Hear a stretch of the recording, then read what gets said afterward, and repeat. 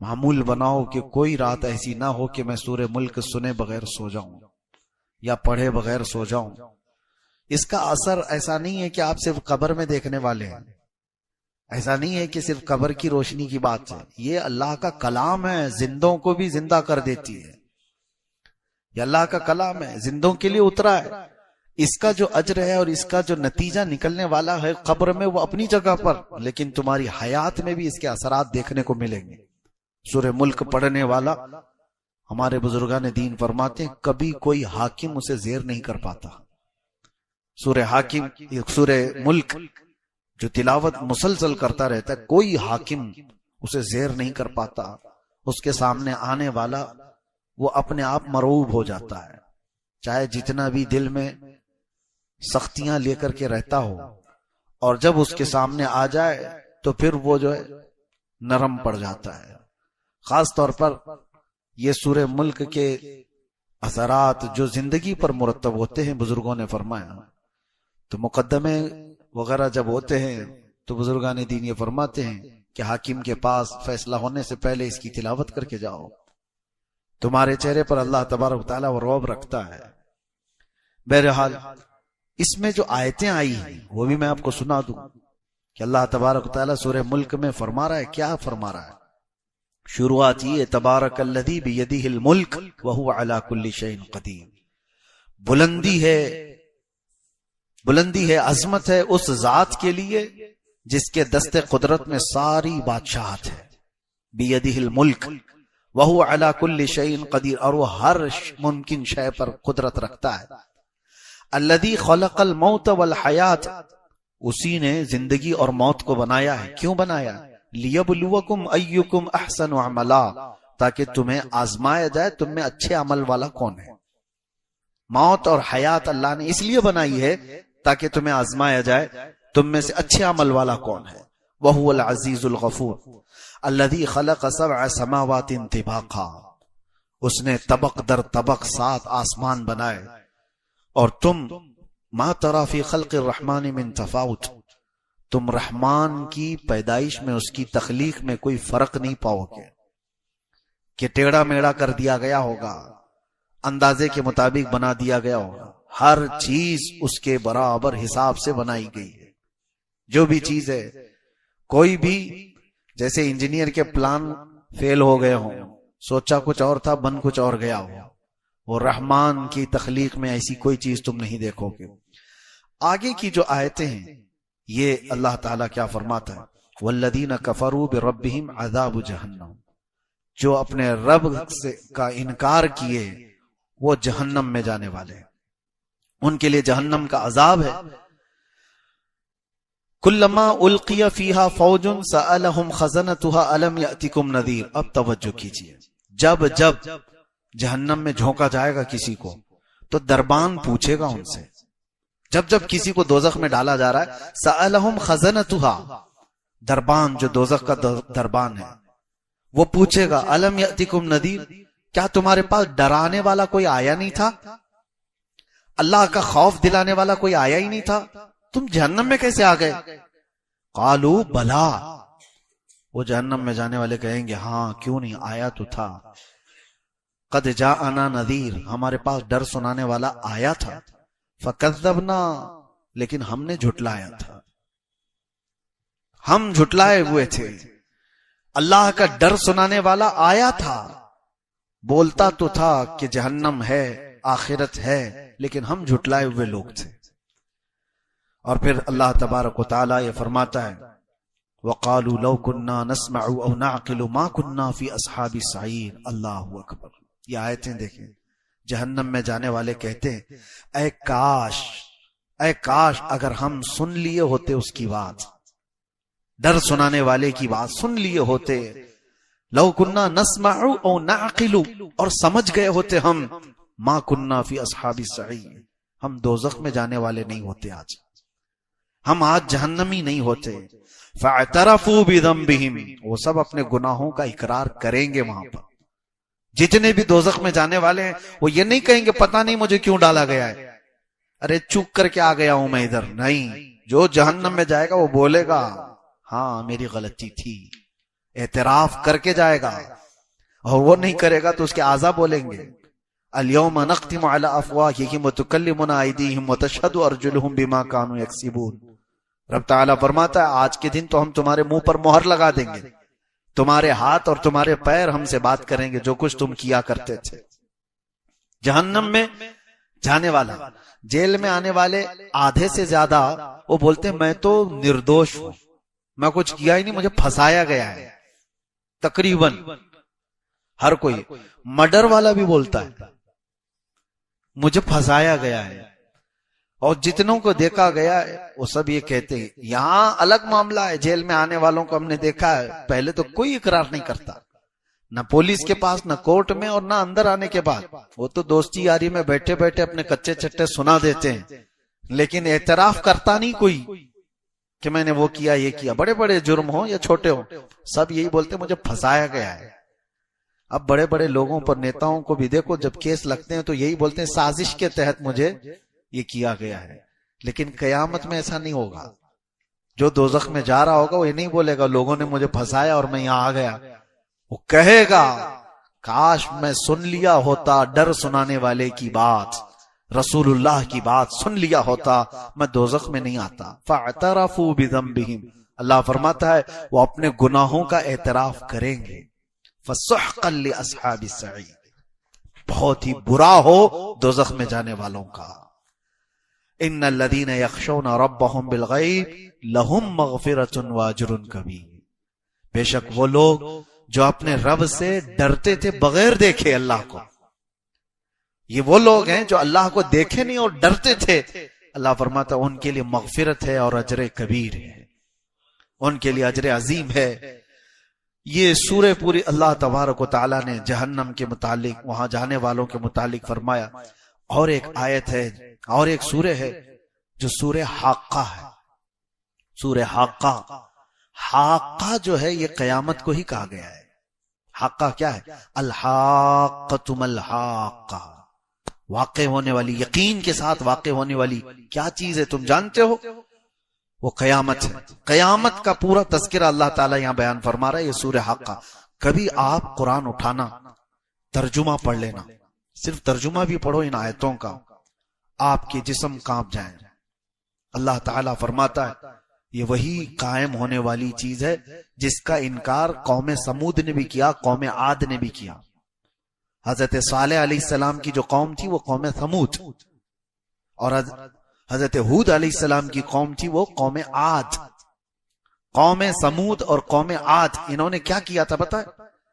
اللہ تعالیٰ فرماتا ہے قوم سمود نے انکار کیا، ایسی کوئی چیز آنے والی ہے ہی نہیں، کس سے ڈراتے ہو تم؟ قیامت وامت کیا چیز ہے یہ؟ اللہ تعالیٰ نے ان کو ایسا ہلاک کیا، فَأُهْلِكُوا بِالطَّاغِيَةِ، ان کو اللہ تبارک و تعالیٰ نے سخت ترین ہلاکت میں برباد کیا۔ قوم سمود کیسے ہلاک ہوئی وہ بتاتا ہوں۔ وَأَمَّا عَادٌ فَأُهْلِكُوا بِرِيحٍ صَرْصَرٍ عَاتِيَةٍ، اور قوم عاد اس کو اللہ نے تیز ہواؤں سے ہلاک کیا، ایک کو چنگھاڑ سے، آواز سے۔ قوم سمود کیسے مری ہے؟ جبرائیل علیہ السلام زمین پر آئے تھے اور انہوں نے ایک آواز لگائی تھی، اور اتنی تیز آواز تھی وہ، اتنی تیز آواز کہ جو آواز بڑھتی گئی تو قوم سمود کے کانوں میں سے بھیجا باہر نکل آیا تھا۔ آواز میں پاور ہے۔ آج جو بم پھٹتا ہے نا اس میں بارود کم ہوتا ہے، اس کی جو آواز ہوتی ہے اسی سے ساری چیزیں ٹوٹ جاتی ہیں۔ بارود اس سے ہلاکت اتنی نہیں، جو ہائی پاور کا جو کی آواز ہے، آواز بہت طاقتور چیز ہے۔ کبھی آپ روڈ پہ بہت تیز آواز میں ڈی جے بجائے تو یہاں کی دیواریں ہلنے لگ جائیں۔ کیوں ہلتی ہیں؟ آواز سے کیوں چیزیں ہلتی؟ آواز میں بہت پاور ہے، بہت طاقت ہے۔ یہ تو ہلکی آواز ہے، جتنا سننے کی تمہیں طاقت ہے اتنا ہی سن پاتے ہو، اوور ہو گئی تو کان پھٹ جائیں گے، کان پھٹ جائے۔ اور جبرائیل علیہ السلام نے جب آواز لگائی تھی، وہ اللہ اکبر، وہ سید الملائکہ ہے، اللہ نے عذاب کے لیے ان کو بھیجا تھا، اور فرشتے کی چنگھاڑ سے وہ ساری کی ساری قوم ہلاک ہوئی تھی۔ دوسرے دن جب صبح ان کو دیکھا گیا تو ان کے کانوں سے بھیجا نکلا ہوا تھا۔ قوم سمود ان کو ہلاک کیا گیا. قرآن یہ کہہ رہا ہے قیامت کا انکار کرنے والے لوگ تھے, قیامت کوئی چیز نہیں. اور قوم عاد کو اللہ نے تیز آندھی بھیجی, سخرها علیہم 7 لیال و 8 ایام, 7 راتیں اور 8 دن تک مسلسل ہوا چلتی رہی تھی قوم عاد پر, بہت تیز آندھی چلتی تھی اور اس میں سب کے سب ہلاک ہو گئے تھے. یہ حضرت ہود علیہ السلام کی قوم. اب یہاں پر اللہ تعالیٰ قیامت کا ذکر فرماتے ہوئے آگے ارشاد فرماتا ہے کب تک تم انکار کرو گے. فَإِذَا نُفِخَ فِي الصُّورِ نَفْخَةٌ وَاحِدَةٌ, جب وہ سور پھونکی جائے گی. سور کیا چیز ہے یہ بھی دیکھیں, آواز ہی ہے, قیامت بھی آئے گی آواز سے ہی. حضرت اسرافیل علیہ السلام اللہ کے فرشتوں میں سے ایک وہ فرشتے ہیں جن کے ہاتھ میں ایک سور باجے کی شکل کی. وہ کیسی ہے پتا ہے کہ جیسے سینگ کی شکل ہوتی ہے, بیل کا سینگ, اسی کی بڑی شکل. وہ حضرت اسرافیل علیہ السلام ہاتھ میں لے کر تیار کھڑے ہیں ابھی بھی. ان کو حکم ہوگا کہ اب اس میں پھونک مارو, تو اس کی آواز دھیرے دھیرے دھیرے بڑھتی جائے گی اور روئے زمین پر جتنے لوگ ہیں وہ جب آواز سننے لگے گی کہ جو جہاں ہے وہ سکتے میں کھڑا ہو جائے. اور اس کے بعد یہ ہوگا کہ اس سور کی آواز اتنی تیز ہوگی, حدیث پاک میں ہے اس وقت جو عورتیں حمل سے ہوں گی ان کے پیٹ سے بچہ باہر نکل جائے گا, حمل ان کا. اللہ تبارک و تعالی نے فرمایا وَتَضَعُ كُلَّ ذَاتِ حَمْلٍ حَمْلَهَا, تم دیکھو گے اس دن کہ حمل والی عورت اس کا بچہ گر جائے گا آواز سے. اور دودھ پلانے والی بچی یوم تری الناس تذہل کل مرضعۃ عما ارضعت, اللہ فرماتا ہے دودھ پلانے والی عورت اپنے بچے کو اٹھا کر پھینک دے گی ایسے. آج تک کبھی دیکھا کسی کو؟ اور یہ اس آواز کے بعد. اور کہ کوئی کپڑا کاٹ رہا تھا وہ کینچی پھینک دے گا, کوئی ہل چلا رہا تھا وہ ہل پھینک دے گا. یعنی جو جس حال میں تھا وہ ساری چیزیں پھینک کر سکتے میں آ جائے گا. یہ فَإِذَا نُفِخَ فِي الصُّورِ نَفْخَةٌ وَاحِدَةٌ, جب یہ سور پھونکی جائے گی.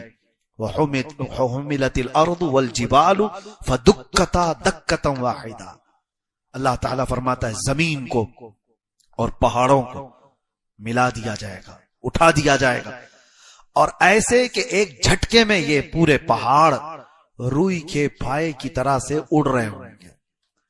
اب یہی آیتوں کی تفسیر پڑھنا ہو تو آگے آپ پڑھو اذا الشمس کورت واذا النجوم انکدرت واذا الجبال سیرت واذا العشار عطلت. اللہ فرماتا ہے پہاڑ چلائے جائیں گے, واذا البحار سجرت, اور سمندروں میں آگ لگائی جائے گی, تارے ٹکرا دیے جائیں گے, چاند اور سورج پھٹ جائیں گے. کیا ہوگا اس وقت؟ اور رب تعالیٰ فرماتا ہے فَيَوْمَئِذٍ وَقَعَتِ الْوَاقِعَةُ, پھر وہ واقع ہونے والی چیز تو واقع ہو کر رہے گی, کچھ نہیں کر پاؤ گے. وَالْمَلَكُ عَلَىٰ أَرْجَائِهَا وَيَحْمِلُ عَرْشَ رَبِّكَ فَوْقَهُمْ يَوْمَئِذٍ ثَمَانِيَةٌ, اس دن اللہ تعالیٰ کا عرش اٹھانے والے 8 فرشتے ہوں گے جو رب کا عرش اٹھائے ہوئے ہوں گے. یہ قیامت کا تذکرہ چل رہا ہے.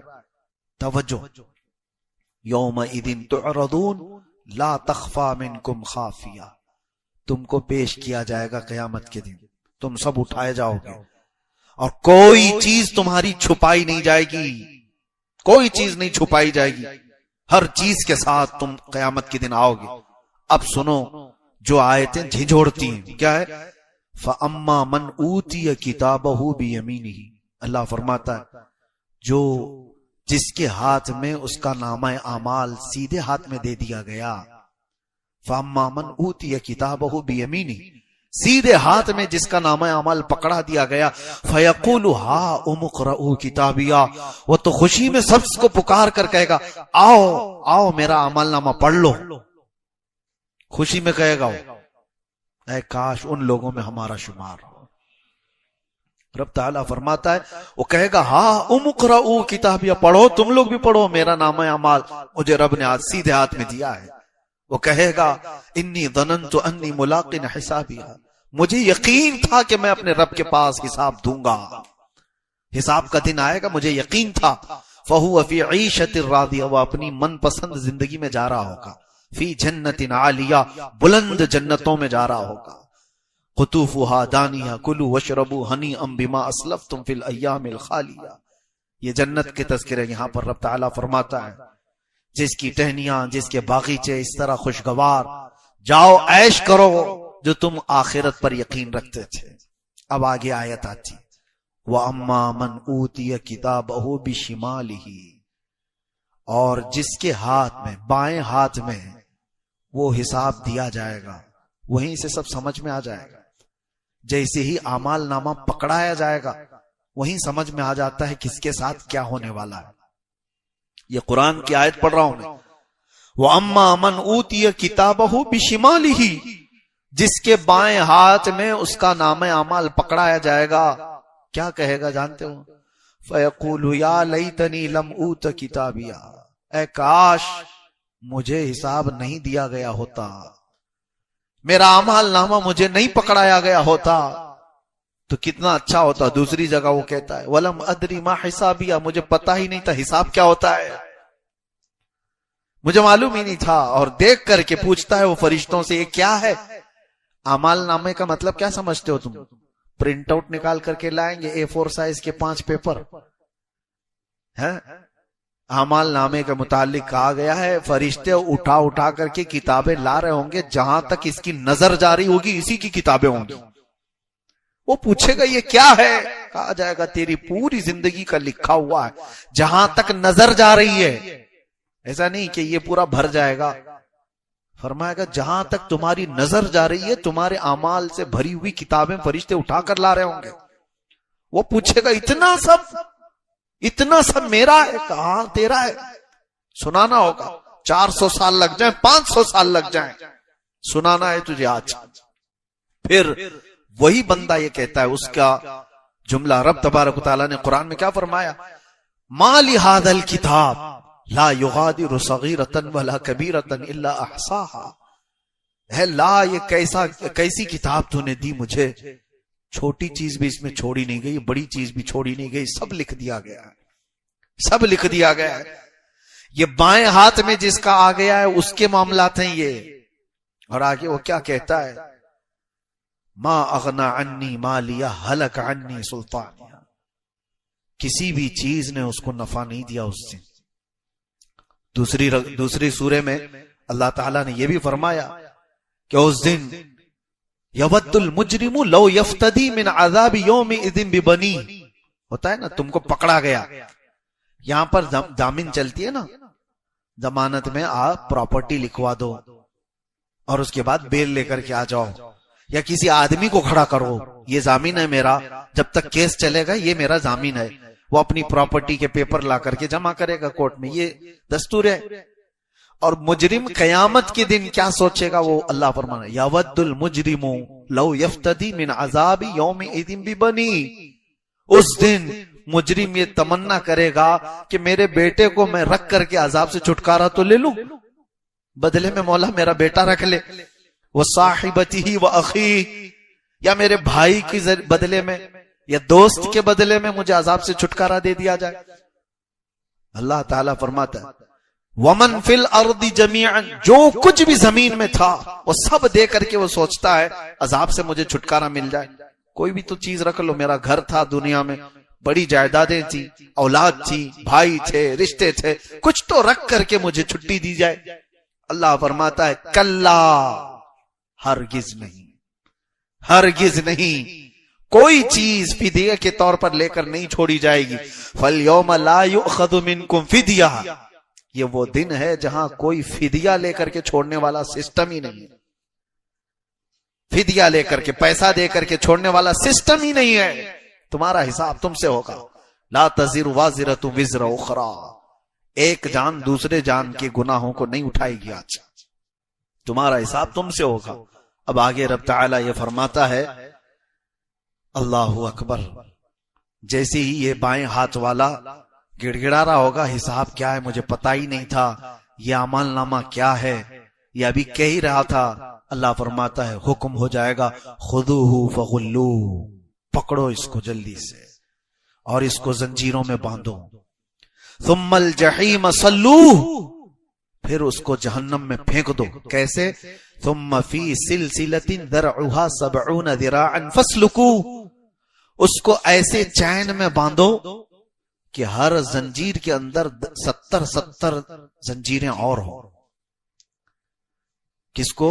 مجرم کو ایسی زنجیر میں باندھو کہ ہر زنجیر کے 70 اس کے دانے ہوں. انہ کان لا یؤمن باللہ العظیم، یہ وہ ہے جو اللہ، عظمت والے اللہ پر یقین نہیں رکھتا تھا.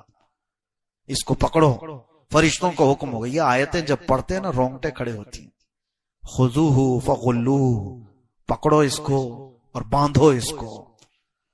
اور ایک ترجمے میں یہ کہا گیا ہے کہ اس کو کھولتے ہوئے عذاب دو. غلو، اس کو پکاؤ. ثم الجحیم صلو، پھر اس کو دوزخ میں پھینک دو، کھینچ کر کے پھینکو. انہ کان لا یؤمن باللہ العظیم، یہ وہ ہے جو عظمت والے اللہ پر یقین نہیں رکھتا تھا. ولا یحض علی طعام المسکین، یہ کبھی مسکین کو کھانا کھلانے کی رغبت بھی نہیں رکھتا تھا. فلیس لہ اليوم ہاہنا حمیم، آج اس کے لیے یہاں پر مائے حمیم کے علاوہ کچھ نہیں ہے. اب سنو مائے حمیم کیا ہے؟ جہنم کا وہ پانی جو سارے مجرموں کا پیپ جو نکلا ہوگا اس کو کھولایا جائے گا، پکایا جائے گا. جو زخموں سے پیپ نکلتا ہے اس کو کھولایا جائے گا، اور یہ جہنمی کو پینے کے لیے دیا جائے گا. تو کہا گیا اتنا کھولتا ہوا ہوگا، اتنا گرم کہ وہ ابھی مٹکا اٹھایا ہوگا کہ اس کی گرمی سے اس کا نیچے کا ہونٹ جھلس کے زمین تک لٹک جائے گا. یہ مائے حمیم. اللہ فرماتا فلیس لہ اليوم ہاہنا حمیم، آج کے دن اس کو حمیم کے علاوہ کچھ نہیں دیا جائے. حمیم دو اس کو. اور وہی پانی کو جب وہ نگلنے کی کوشش کرے گا، ایک تو ہونٹ لٹک کر کے گر گیا اس کے جھلس کر تپش سے، اور جیسے ہی وہ اندر ڈالتا ہے فرمایا گیا کہ پیٹ میں جاتے ہی اس کی انتڑیاں پیچھے کے مقام سے نکل جائے گی.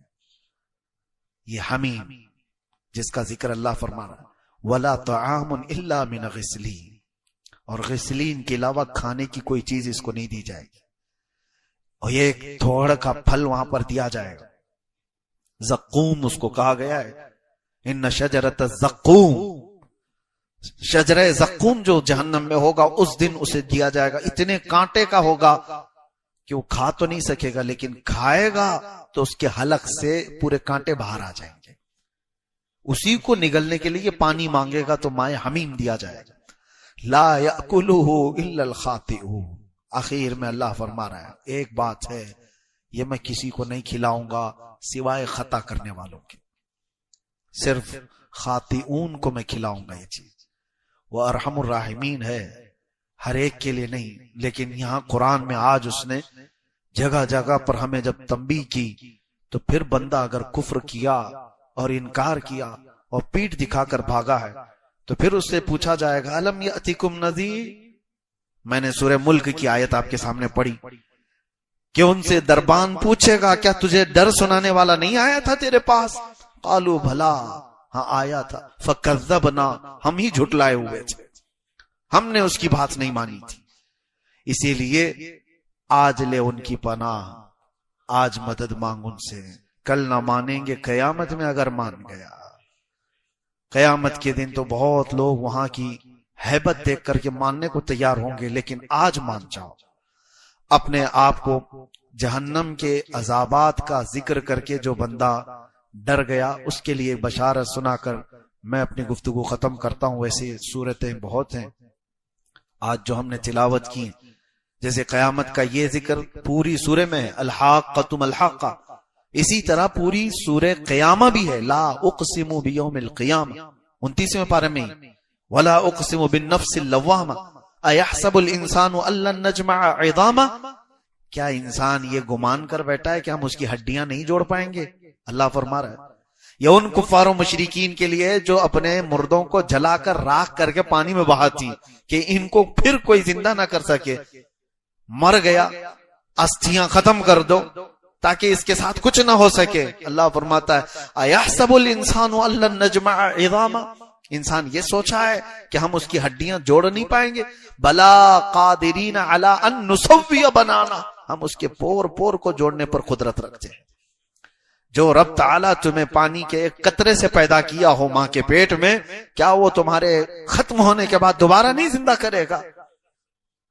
الیس ذالک بقادر علی ان یحیی الموتى، یہ اللہ تعالیٰ کو سورہ قیامہ کی آخری آیت میں فرماتا ہے، کیا تم یہ سوچتے ہو کہ وہ قدرت نہیں رکھتا مرنے کے بعد دوبارہ زندہ کرنے پر؟ اور ایک آیت یہ بھی میں سنا دوں، قیامت آنے کے وقت جو تذکرے ابھی میں نے کیا اس میں ایک آیت سورہ قیامہ میں یہ ہے، اللہ تعالیٰ فرماتا ہے بل یرید الانسان لیفجر امامہ، یہ ایک ٹاپک ہی الگ ہے لیکن میں سناتا ہوں۔ اللہ فرما رہا ہے اکثر انسان ایسا ہے وہ چاہتا ہے کہ اس کے سامنے بے حیائی ہو، اسے دیکھنے کی خواہش ہے، بے حیائی اور برائی دیکھنے کی خواہش کرتا ہے۔ بل یرید الانسان لیفجر امامہ، اس کے سامنے بے حیائیاں ہوں۔ راستے میں جو جھگڑا ہو رہا ہو نا تو دیکھنا جلدی سے بہت جلدی جمع ہو جائیں گے لوگ، اور کسی کو مدد کرنا ہو تو دو لوگ بھی نہیں کھڑے ہوں گے۔ جھگڑے دیکھنے کے لیے بہت جلدی آدمی جمع ہو جاتا ہے، کوئی سرکس کر رہا ہو تو اس کے لیے، کوئی ننگا ناچ رہا ہو اس کے لیے کھڑے ہو جائیں گے۔ کیوں؟ انسان کی فطرت یہ رب تعالیٰ فرما رہا ہے اس کی خواہش ہوتی ہے کہ سامنے بے حیائی دیکھے، لیکن اس کے بعد اللہ تبارک و تعالیٰ فرماتا ہے تم یہ دیکھنے کی یہاں دنیا میں خواہش رکھتے تھے، آؤ اب قیامت کے دن تمہیں دکھایا جائے گا، تم نے اپنی آنکھوں سے جو جو دیکھا ہے وہ سب منظر یہاں دکھائے جائیں گے۔ اللہ کریم ہم سب کو مرنے سے پہلے بخشووں میں شمار فرمائے۔ انجیل جو تھی وہ اللہ کی کتاب ہے، لیکن بعد میں عیسائیوں نے اس میں جو خرد برد کیا ہے وہ آج صاف نظر آتا ہے۔ کچھ پرانی انجیل کو اٹھائیں تو کچھ اور دکھتا ہے، نئی انجیل کو اٹھائیں تو کچھ اور دکھتا ہے۔ اسی صفحے پر اسی لائن میں پہلے کچھ اور آرڈر دکھ رہا ہے، آج کچھ اور آرڈر ہے۔ تو اس سے پتہ چلتا ہے کہ ایک کا لکھا ہوا نہیں ہے، اس میں خرد برد ہوا ہے۔ میں چیلنج کرتا ہوں پوری دنیا سے، 14 صدیوں پہلے والا قرآن جو سیدنا عثمان ابن عفان رضی اللہ تعالیٰ عنہ کے ہاتھوں سے لکھا ہوا تھا، صحابی رسول ہیں، داماد رسول ہیں، قرآن خود اپنے کانوں سے سنا ہے رسول کی زبان سے، ان کے ہاتھوں سے ان کے زمانے میں لکھا ہوا قرآن آج بھی موجود ہے، آج بھی موجود ہے۔ ترکی کے میوزیم میں موجود ہے قرآن۔ آج کا چھپا ہوا قرآن اور 14 صدیوں پہلے والا قرآن جاؤ ملا کر کے دیکھ لو، ایک آیت کا بھی فرق آ جائے، آیت تو دور کی بات میرے عزیز، ایک حرف کا بھی فرق آ جائے تو میں تمہارا چیلنج ایکسپٹ کرنے کو تیار ہوں۔ تم ملاؤ گے آج بھی اس 14ویں صدی والے پرانے قرآن کو، تمہیں سمجھ میں آئے گا حرف بحرف وہی ہے، اس لیے کہ قرآن اللہ نے مولویوں کے ہاتھ میں نہیں دے دیا کہ تم حفاظت کرو، اللہ نے قرآن میں فرمایا ہم نے اس کو اتارا، ہم ہی اس کی حفاظت کریں۔ ہاں، یہ صرف جو ہے ہم لوگوں کے ہاتھ کی بات نہیں ہے کہ قرآن جو ہے مسلمانوں کو دے دیا گیا، علماء کو دے دیا گیا، حافظوں کو دے دیا گیا کہ تم حفاظت کرتے رہو، نہیں۔ اللہ فرماتا ہے انا نحن نزلنا الذکر وانا لہ لحافظون، ہم نے قرآن کو اتارا اور ہم ہی اس کی حفاظت کریں گے، کوئی کچھ نہیں کر سکے گا۔ اب قرآن پاک کے متعلق جو اس کی اعجاز ہے، اعجاز کہتے ہیں عاجز کرنے والی چیز۔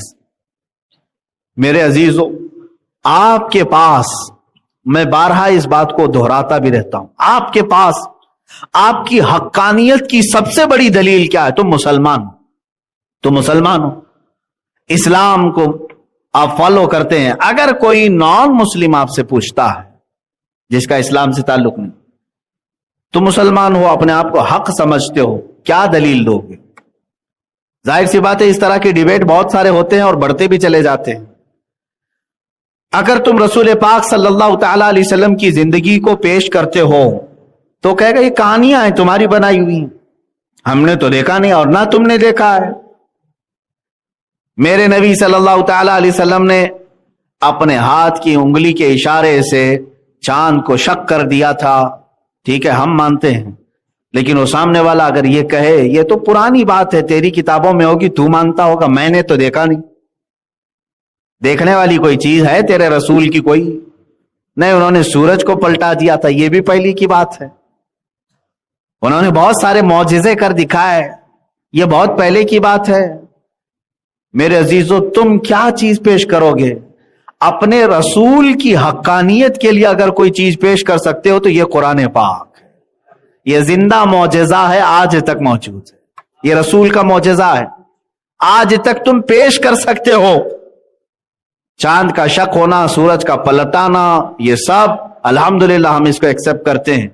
لیکن اجنبی شخص اگر کوئی تم سے سوال کرے، اس کے پاس قرآن پیش کرو، یہ میرے نبی کا معجزہ ہے، اس لیے کہ اس رسول نے یہ قرآن بیان کیا ہے جو کبھی کسی استاد کے پاس گیا ہی نہیں، جو کسی اسکول میں نہیں پڑھا، کسی کالج میں نہیں پڑھا، کسی مدرسے میں نہیں پڑھا، کسی استاد کے پاس بیٹھا ہی نہیں. میرے نبی کا ایک لقب ہے امی. آپ درود میں بھی پڑھتے ہیں نا، صلی اللہ علی النبی امی. امی کہتے ہیں جو کسی سے نہ پڑھا ہو، جو کسی سے نہ پڑھا، اس کو کیا کہتے ہیں؟ امی. بعض جاہل لوگ اس کا ترجمہ غلط کر جاتے ہیں، جن کے دلوں میں کھوٹ ہو وہ حضور کو ان پڑھ کہتے ہیں. ان پڑھ میں اور کسی سے نہ پڑھے ہوئے ہونے میں زمین آسمان کا فرق ہے. ان پڑھ تم جاہل کو کہہ رہے ہو، میں کہہ رہا ہوں میرے نبی کا یہ اعجاز ہے اور میرے نبی کا یہ اعزاز بھی ہے کہ کسی بھی دنیا کے استاد سے نہ پڑھ کر کے بھی میرا رسول وہ باتیں بیان کر رہا ہے جہاں تک دنیا 1800 سال میں نہیں پہنچی. رسول پاک صلی اللہ تعالی علیہ وسلم کا یہ معجزہ نہیں؟ آپ کو حیرت ہوگی قرآن کی حقانیت کے متعلق. 18ویں صدی میں جب اٹلانٹک اوشین سمندر ہے، وہاں پر ایک جگہ دریافت کیا ایک سائنٹسٹ نے، اور بتایا کہ یہاں پر ایک ایسی جگہ ہے جہاں بہت اندھیرا ہے کہ ہاتھ نکالو تو بھی ہاتھ نظر نہیں آئے گا، وہاں سورج کی ایک کرن بھی نہیں پڑتی. سمندر کے پاس کوئی ایک جگہ ہے، میں نے بھی نہیں دیکھا، آپ نے دیکھا ہو تو الگ بات ہے، میں نے تو اب تک نہیں دیکھا، نہ سفر کا کبھی اتفاق ایسی جگہ کا ہوا. لیکن تحقیق کرنے والے سائنسدان نے تحقیق کر کے بتایا کہ ایسی ایک جگہ ہے جہاں سورج کی روشنی پڑتی نہیں ہے، بہت گھوپ اندھیرا ہوتا ہے. تو جب اس نے یہ بیان کیا تو علماء ربانیین نے سن کر کے قرآن کی وہ آیت بیان کی. سورہ نور میں اللہ تعالیٰ نے 18ویں پارے میں ارشاد فرمایا کہ موجن، اللہ تعالیٰ فرماتا ہے قرآن پاک میں، اذا اخرج یدہ لم یکد یراہا، کہ ایک جگہ ایسی ہے جہاں تم اپنا ہاتھ نکالو گے تو ہاتھ بھی نہیں نظر آئے گا. ظلمات بعضها فوق بعض، اندھیریوں پر اندھیریاں ہیں، اندھیریوں پر اندھیریاں ہیں. موجم من فوقہ، موجم من فوقہ سحاب، ظلمات بعضها فوق بعض، یعنی موجیں اس کو ایسے لپیٹے میں لی ہوئی ہیں جیسے بادل کو گھیر لیا گیا ہو، اور وہاں پر اندھیریوں پر اندھیریاں ہیں کہ تم ہاتھ نکالو گے تو ہاتھ بھی نظر نہیں آئے گا. سمندر کی ایک جگہ کی بات قرآن بیان کر رہا ہے. اور قرآن کس کی زبان سے بیان ہوا؟ رسول پاک کی زبان سے. تو جب اس سائنسدان کو یہ بتایا گیا قرآن میں، تو اس کو پہلے ہی سے ایکسپلین کر دیا گیا ہے کہ دنیا میں ایک جگہ ایسی ہے جہاں سورج کی کرن پڑتی نہیں. تو اس سائنسدان کو حیرت ہوئی.